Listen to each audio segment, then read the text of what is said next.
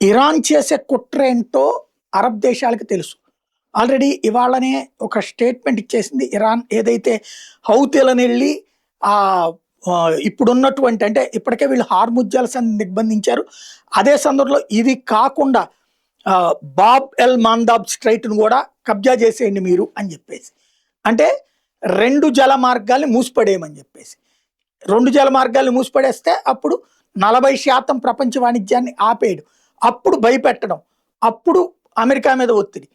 ఎవడన్నా నీకు చేతనైతే ప్రపంచ దేశాలందరితో మిత్రుత్వం చేసుకుని మీరందరు దర్జాగా వెళ్ళండి అన్న, మీ వెనకాల నేనుంటానని చెప్పాలి. కానీ మీ అందరిని నేను ఆపేస్తాను, అప్పుడు మీరందరూ వెళ్ళి అమెరికాతో గొడవ పెట్టుకుని అమెరికాని నా మీదకి రాకుండా చూడండి అంటే బ్లాక్మెయిల్ తప్ప ఇంకే ఉంటుంది. అమెరికాని ఆపడానికి మనందరికీ ఏం పని? సముద్రం అనేది పోని వీడి అబ్బసొత్తు అయితే నీ అబ్బసొత్తులో నుంచి నేను వాట అడుగుతున్నాను కాబట్టి నీకు పని చేస్తామని చెప్పచ్చు. కానీ అట్టగాదే, అది ప్రపంచ సహజ వనరే, దాన్ని నొక్కేస్తా తీవ్రవాదులైన హౌతీలను అడ్డు పెట్టి బాబియా మందిని తీసేసుకుంటాం, మా దగ్గర ఉన్న స్పీడ్ బోట్లను పెట్టి హార్ముజ్ జలసంధిని దిగ్బంధించేస్తాం అనే ఓవర్ యాక్షన్ చేస్తుంది ఇరాన్. ఇప్పుడు సనా ఎయిర్పోర్ట్ మీద సౌదీ అరేబియా దాడి చేయడం ఇదే కారణం. ఎందుకంటే యెమెన్ మీద దాడికి దిగడం, యెమెన్లో ఉన్నటువంటిది అనమాట ఇది.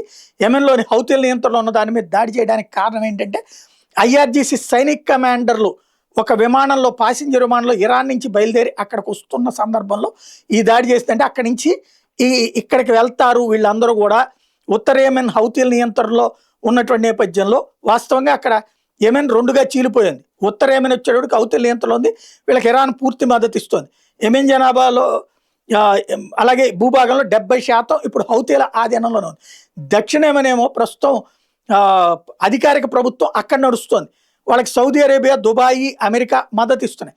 హౌతీల ఆధీనంలోని ప్రపంచంలోని అత్యంత కీలకమైన సముద్ర మార్గం బాబ్ అల్ మందాబ్ స్ట్రైట్ ఉన్నటువంటి నేపథ్యంలో ప్రపంచవ్యాప్తంగా జరిగే చమురు రవాణాలో 10 నుంచి 12% ఈ మార్గం ద్వారానే సాగుతున్న నేపథ్యంలో దాన్ని ఆక్రమించుకోవడానికి ప్రయత్నించేటటువంటి హౌతీలని కంట్రోల్ చేయడానికి ఈ దాడి చేసుకొచ్చింది సౌదీ అరేబియా.